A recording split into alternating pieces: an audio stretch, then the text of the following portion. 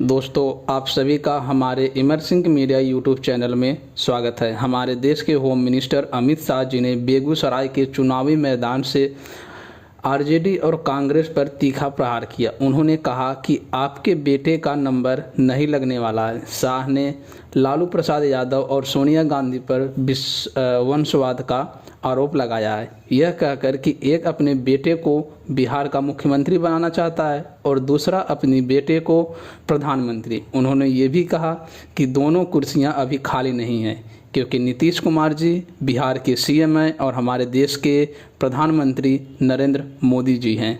दूसरी तरफ एशियन समिति 2025 मलेशिया में हो रहा है। प्राइम मिनिस्टर नरेंद्र मोदी जी ने इस मीटिंग में वर्चुअल भाग लिया, जबकि भारत की तरफ से external affairs minister S Jaishankar Prasad ji ने वहां पर ग्राउंड पे अपनी उपस्थिति दी थी। समिति का मुख्य मुद्दा Indo Pacific cooperation and our regional security को लेकर था। जयशंकर जी ने न्यूजीलैंड के प्रधानमंत्री क्रिस्टोफर लुक्सेन से भी मुलाकात की और दोनों ने फ्री, ओपन और रूल्स बेस्ड इंडो पैसिफिक को बढ़ावा देने पर जोर दिया। एशियन और भारत ने ट्रेड, डिजिटल कनेक्टिविटी और रेजिलिएंट सप्लाई चेन्स पर भी चर्चा की। भारत ने एक्ट ईस्ट पॉलिसी के जरिए एशियन देशों के साथ अपनी कम्प्रिहेंसिव स्ट्रेटजी पार्टनरशिप को और गहरा करने का संकल्प दिखाया है। क्लाइमेट चेंज से लेकर एजुकेशन एक्सचेंज तक समिति ने विकास और सस्टेनेबल दोनों को साथ लेकर चलने का आदेश और संदेश भी दिया है। अपने एड्रेस में हमारे देश के प्रधानमंत्री मोदी जी ने कहा, भारत और एशियन दोनों मिलकर विकसित भारत 2047 और एशियन विजन 2045 के सपनों को एक साथ आगे बढ़ा सकते हैं। ये समिति सिर्फ डिप्लोमेसी नहीं है, बल्कि भारत के इंडो पैसिफिक विजन का एक और मजबूत कदम है। आपको क्या लगता है, एशियन के साथ भारत के पार्टनरशिप अगले दशक में कहां तक पहुंच सकते हैं? अपना विचार जरूर हमें कमेंट में बताएं। इसी के साथ साथ इस चुनावी दावपेच के बीच हमारे देश के प्रधानमंत्री श्री नरेंद्र मोदी जी ने बिहार के समस्तीपुर में भारत रत्न कर्पूरी ठाकुर को श्रद्धांजलि दी। इसके बाद हमारे पीएम ने बेगूसराय में भी एक रैली को संबोधित किया। दिल्ली में क्लाउड सीडिंग ट्रायल के बाद बारिश नहीं हुई, इस पर आपके नेता ने सरकार पर स्कैम का आरोप लगाया है कि टैक्स पेयर्स के पैसे खर्च कर कि दिखावा किया गया है। आप दिल्ली के प्रमुख सौरभ भारद्वाज ने प्रेस कॉन्फ्रेंस में कहा, कुछ दिनों से कहा जा रहा था कि क्लाउड सीडिंग की गई है, लेकिन एक बूंद भी नहीं पड़ी। उन्होंने आगे कहा कि जब 3 केंद्रीय एजेंसियों ने कहा था कि दिल्ली में क्लाउड सीडिंग संभव नहीं है, तो ऐसे में यह प्रयोग क्यों किया गया? इसके पीछे सिर्फ प्रचार चक्र है।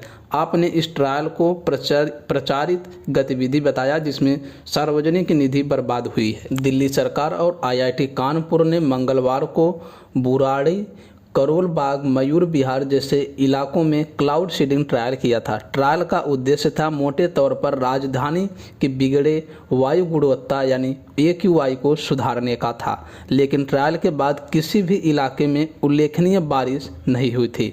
सरकार के पर्यावरण मंत्री मजिंदर सिंह सिरसा ने कहा कि क्लाउड सीडिंग तभी असर दिख सकता है जब बादलों में पर्याप्त नमी हो, और दिल्ली में उस समय वह नमी मौजूद नहीं थी। आपने कहा कि इस तरह की पहल से असल समस्या जैसे प्रदूषण स्रोत, धान की पराली जलाना, वाहन उत्सर्जन इत्यादि नहीं हल होगी। दिल्ली में कल किए गए क्लाउड सीडिंग ट्रायल को लेकर राजनीति विवाद गर्मा गया है। आप इसे दिल्ली में किए गए क्लाउड सीडिंग ट्रायल को लेकर राजनीति विवाद गर्मा गया है।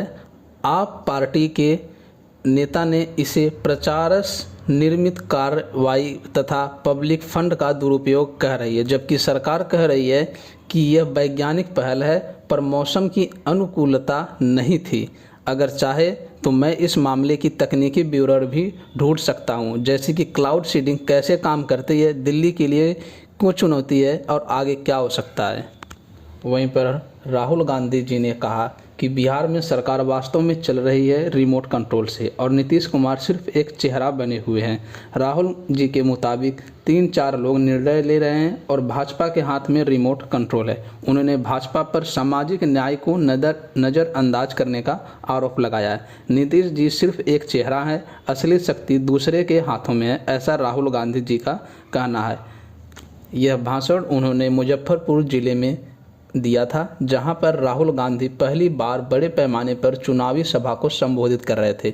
इस सभा में तेजस्वी यादव जी भी मौजूद थे, जो बिहार में महागठबंधन के मुख्यमंत्री फेस माने जा रहे हैं। राहुल गांधी जी ने कहा, आप सोचिए कि सबसे पिछड़ों की आवाज़ वहां नहीं सुनी जा रही है, रिमोट नियंत्रण भाजपा के हाथों में है।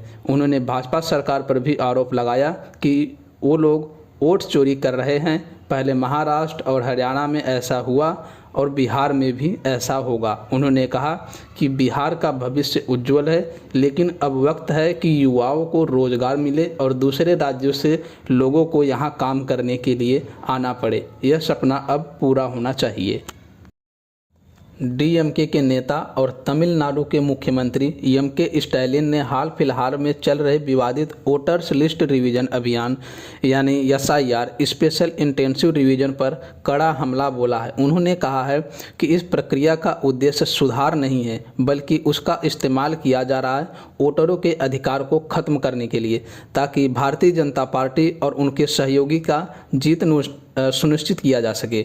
उन्होंने आरोप लगाया है कि बीजेपी एआईएडीएमके गठबंधन वोटर्स को डिलीट करके जीतने की कोशिश कर रहा है, खास करके वर्किंग क्लास, अनुसूचित जातियां, अल्पसंख्यक और महिलाओं के मतदाता नामों को हटाने के माध्यम से। उन्होंने कहा है कि एसआईआर लागू करने का समय और तरीका हठपूर्वक और अस्पष्ट है। मानसून के दौरान चुनाव से ठीक पहले इसे उन्होंने लोकतंत्र पर हमला बताया है।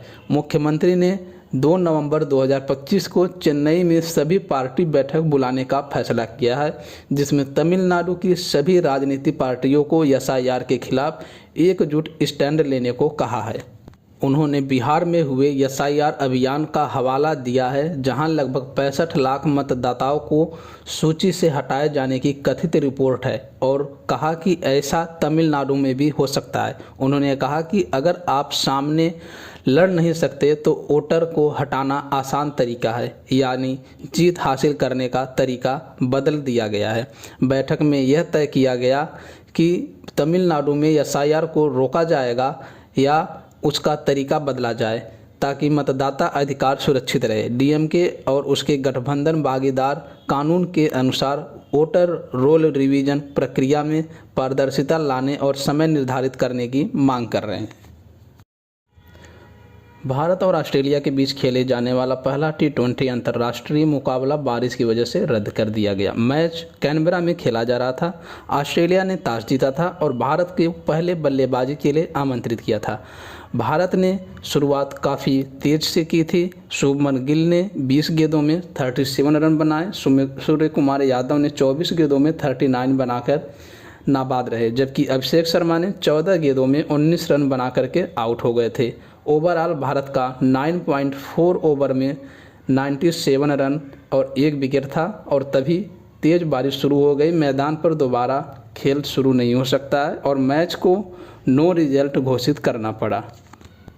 अमेरिका और दक्षिण कोरिया ने जुलाई 2025 में एक ट्रेड समझौते पर आम सहमति जताई, जिससे अमेरिका ने दक्षिण कोरिया से आने वाले सामानों पर लगाए जाने वाले टैक्स 25% से घटाकर 15% करने का प्रस्ताव रखा। इस कटौती के बदले में दक्षिण कोरिया ने अमेरिका में बड़े पैमाने पर निवेश करने का वादा किया था, लगभग $350 बिलियन तक। वाहन निर्यात यानी ऑटोमोबाइल पर अमेरिका ने विशेष रूप से ध्यान दिया। दक्षिण कोरियाई कारों पर अमेरिका में पहले 25% थी और वह घटा करके 15% कर दी गई। इस समझौते में धातु स्टील एल्युमिनियम पर पुराने बॉन्ड मौजूद हैं, उनके बारे में फाइनल फैसले बाद में होंगे। अमेरिका ने यह मान लिया कि दक्षिण कोरिया के साथ व्यापार संबंधों में 25% से घटा करके 15% टैरिफ सुरक्षित रहेगा, यानी दक्षिण कोरियाई अमेरिका से आने वाले सामानों पर प्रतिस्पर्धा के योग्य बना जाएगा।